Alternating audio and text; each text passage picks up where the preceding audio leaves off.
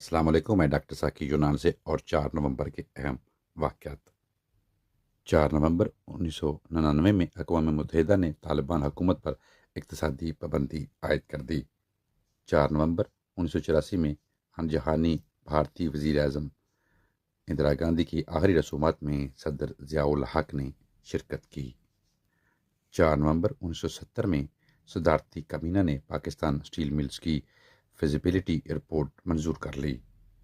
4 نومبر 1968 میں صدر ایوب نے تربیلا ڈیم کا سنگ بنیاد رکھا۔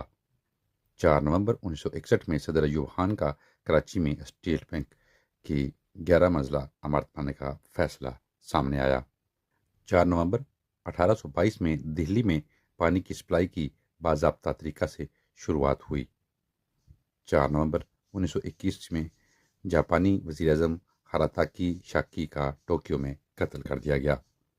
4 نومبر 1947 میں جموں کشمیر کے بڈگام میں پاکستانی قبائلی حملے کیے گئے، جن کو میجر جنرل نے بری طرح سے مارا پیٹا، اور بعد میں بھارت نے اس کو پاکستان کے نشان حیدر کے برابر وہاں کا سب سے بڑا اعزاز پرم ویر چکر اعزاز سے نوازا۔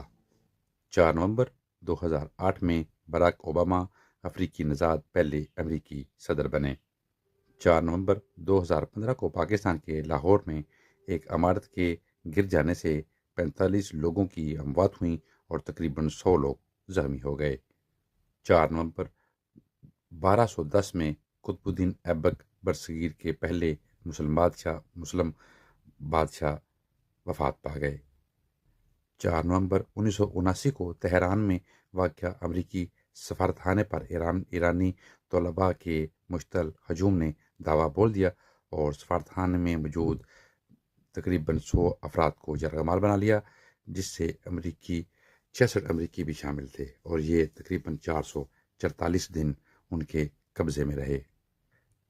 4 نومبر 1922 میں برطانوی ماہر آثار قدیمہ ہاورڈ کارڈ نے مصر میں فرعون توتنخامون کا تقریباً برقرار مقبرہ دریافت کر لیا۔